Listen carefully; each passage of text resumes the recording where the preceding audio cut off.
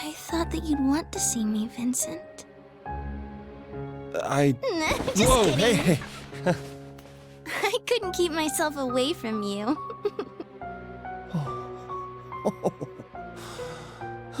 Last night was amazing. It was the first time I've ever done something like that.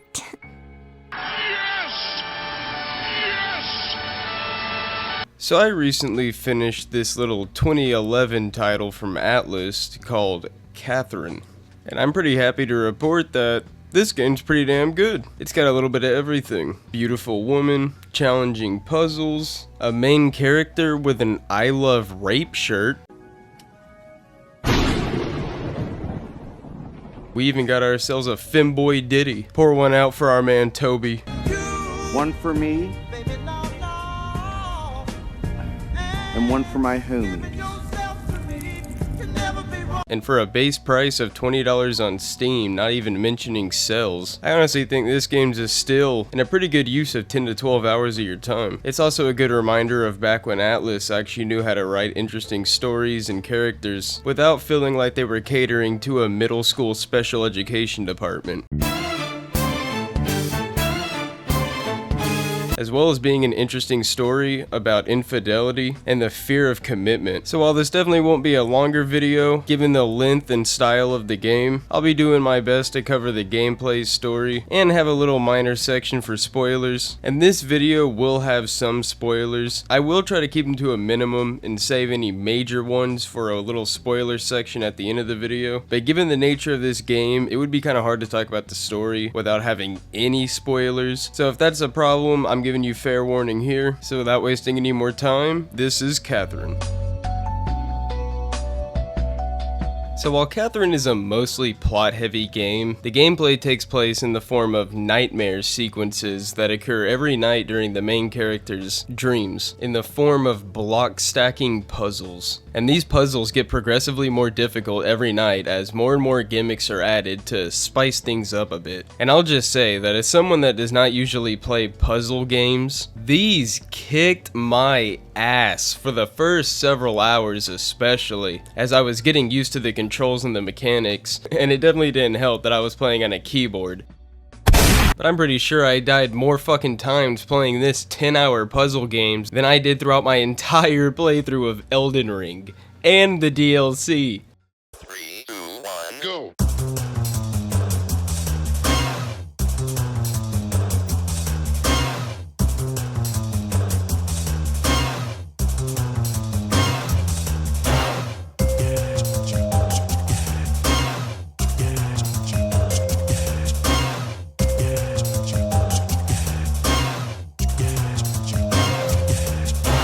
I did nothing wrong. I did everything correct, legally, everything was right. Now I get fucked.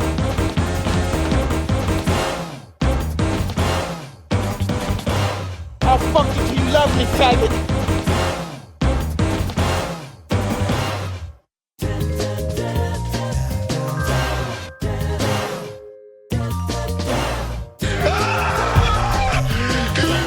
While these puzzles definitely pissed me off at first, as I was having a really hard time dealing with them, and I got close to five-finger death punching my monitor a good couple times while streaming. I'd be lying if I said that they didn't eventually grow on me over time as I got more and more confident with the controls, as I found more and more ways to get past certain obstacles, deal with certain gimmicks, build new block formations to get past certain obstacles, and the game's mechanics honestly feel extremely fluid and fun to play with once you get a firm grip on the controls. And if this game can make even me, someone who fucking hates puzzle games, have a good time, then I'd say that's a pretty good sign that this is a well-made game. There are a couple gimmicks that I felt like were kind of bullshit, mostly coming down to the game's spawn points of set obstacles. Like for example, in some of the later levels, there's a couple points where things will start falling down from above, and if you just so happen to be close to the top of the screen when these obstacles begin to rain down, sometimes the game will just basically spawn them right on top of your fat fucking head, in which case, I mean, there's not much you could do. And there was an escort mission towards the end of the game, and dear God, I am glad that the escort mission was only for one level, level because the AI that follows you is fucking brain dead. The level you have to guide her through isn't even that difficult puzzle-wise, but the AI does everything in their power to get in your way, and by the end of the level, I could have swore the character was borderline suicidal, given that they had found every single way possible to die, except for stepping on spikes, and that included being crushed by a block, falling off the map, getting killed by the boss, being left behind, climbing too slow. If you thought guiding Ashley in Resident Evil 4 was bad, I dare you to try this level, because after this bullshit, you'll be wishing Ashley was back.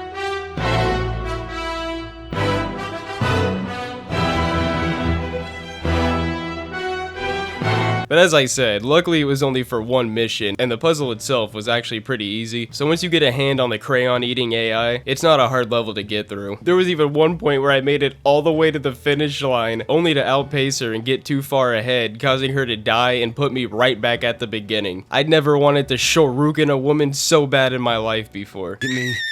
Calm down. Calm down. Shut up, bitch! So while there isn't too much to say about a 10-hour long puzzle game's gameplay, I at least want to give props to the level design, as I really appreciate how the puzzles can give you multiple different ways to get past certain points, and they can really make you think without feeling unfair. And there's several points where as soon as I started to get aggravated, I immediately felt fucking stupid, because after calming down and looking at the situation, I saw at least 2 different ways I could have gone about it. And like most Atlus games, these puzzles are also accompanied by a really enjoyable soundtrack to help set the mood and provide good ambience. And I also really enjoyed the themes of each level, as every single stage or boss was themed around one of the main character's current dilemmas in his life, which I'll talk more about in the story section. And speaking of bosses, at the end of every stage there's I guess you could call it less of a boss battle and more of a boss chase, as whatever boss it is will chase you up the stage, basically making it a timed rush, as now you also have to avoid the boss's attacks on top of doing puzzles, giving you an extra challenge. And these are probably my favorite stages in particular, as they were all really fun, and I really enjoyed learning the boss's attack pattern, and none of them really felt bullshit or unfair. So if you heard puzzle game and instantly got turned away from it, I would at least consider giving it a shot, especially since it's only $20 base price on Steam, meaning that if you do wait for a sale, you can probably cop it for as low as $5 or less. And like I said, I also don't like puzzle games, and I wound up really enjoying it, and I found it to be a really fresh take on the puzzle genre in general. So now we can move on to the story, which was definitely interesting. So the main character of our story is named Vincent, a 35-year-old gooner with commitment issues, who's afraid to propose to his girlfriend of 5 years, Catherine. For the sake of the story section, I'll be calling her Catherine with a K. And while I'll talk a bit more about this later, I guess the best way to describe her would be a smart, kind of sexy businesswoman, but she really doesn't have that much character throughout the story. And during his indecision, he's eventually confronted by another woman named Catherine, who I'll call Catherine with a C, who's a younger, hot blonde bimbo who pounces on Vincent the second she gets, like Bill Cosby at a nightclub, peeking off in ecstasy. And after one thing leads to another, Vincent does the deed with her, sealing his fate. And what I mean by that is that there's a curse that's been going around, but at first glance it only seems to be inflicting men who cheat. Which quickly leads me into one complaint with this game, and you could say it's because it's a 2011 game where times are a bit different, but it is one of my one and only complaints about the game, and that's that I kinda hate how this game makes it out to where the men are the bad guys, and it almost seems to make it out to where like men are the only ones who cheat. Like for example, how the curse only affects men, as if there aren't plenty of women out there who also cheat and hop on the first dick they see. It's obviously not a big complaint or anything, because I enjoyed the game, but it kinda makes me wonder if there is also a curse for women who cheat or something of the equivalent.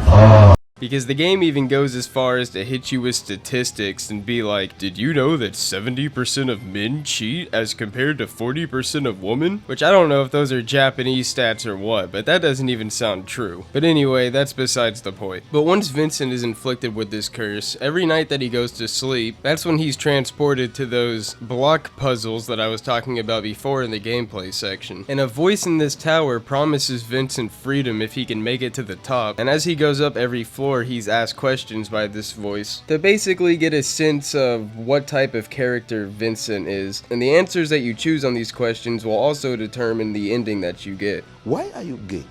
In the classic version of the game, I believe there's about 5 or 6 of. Another thing you'll notice is that in between each level, you'll see different sheep people. Yeah, sheep people. And if you pay attention to the clothing that the sheep are wearing, you may notice that they resemble different people that you see throughout the story and at the bar Vincent hangs out with, pretty much signaling that they've also cheated and been inflicted with this curse as well and are in the same predicament. And the thing about this curse is that if you fail the puzzles and you die in the dream, you die in a real life. After you get your soul drained out your balls like a bendy straw. And it might seem like a kind of black and white decision as to which woman to go with, but it kinda isn't as you progress farther and farther throughout the games, and you quickly realize that both Vincent and both these women are extremely flawed people overall. But because of this, it makes them all extremely interesting characters, even with the minimal writing, given the shortness of the game. Like for example, Catherine with a K kinda cracks and seems like she's borderline physically abusive multiple times. Catherine with a C just seems like she's blatantly fucking crazy, as well as there being multiple things extremely off about her, like how she seems to just magically appear in Vincent's bedroom, with him having no prior memories of her ever being there. And of course, Vincent himself, who has no fucking backbone, refuses to be honest with himself and the people around him, and just continues to make things worse and worse as the game progresses. And there's several points where you just want to tell him to stop being such a fucking pussy and make things right.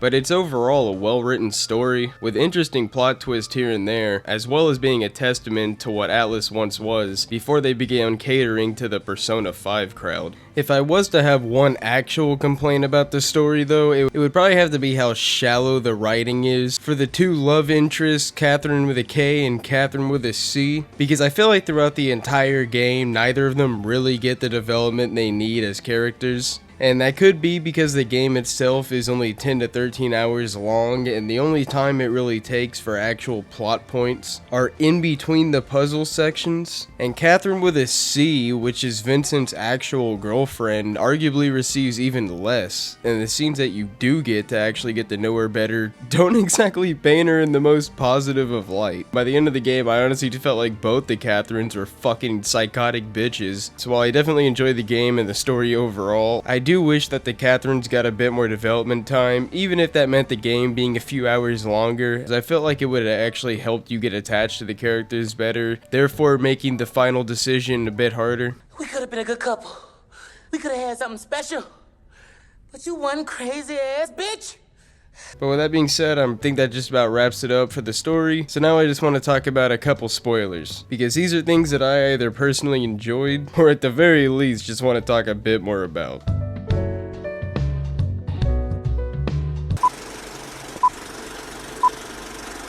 The first spoiler I want to talk about is actually the main antagonist of the game, who is actually a human goat demon hybrid named Thomas Mutton, who eventually reveals himself to actually be the bar owner from the entire game after you take off his sunglasses, revealing his beady goat eyes. Give me that shit, nigga! And it turns out that the reason he's been casting this curse on the men is actually pretty based. And it turns out that he hasn't just been inflicting this curse on the cheating men, but also men who refuse to propose and ultimately have a child, because apparently in this universe there's currently a shortage of childbirth, and he views these marriageless, childless relationships as a waste of time. So he inflicts this curse on them to ultimately get them out of the way so that the next guy can come in and do what needs to be done. Which, not gonna lie, not just that I find to be a pretty funny plan, but even after you quote-unquote beat him by finishing the tower and gaining your freedom, he still proceeds to hang around for the rest of the game as the bar owner, a true Chad of an antagonist. And I do like how the game just decided to go all in and say fuck it, and just go over top with the overall ending of the game, as it really does suit everything else that it's been building up to, and personally I found it to be an enjoyable conclusion overall. I will say though that I do kind of regret going with the good boy loyal ending and staying with Catherine with a K, because after going on YouTube and watching all the endings, I realized that I got basically the most boring one, considering if you go with the hot blonde bimbo, you get a demon harem in the underworld and use Catherine like a meat puppet, all while sitting on top of her dad. I cannot remember the last time I seen such a Chad ending, and if I play this game again, I know which one I'm going for.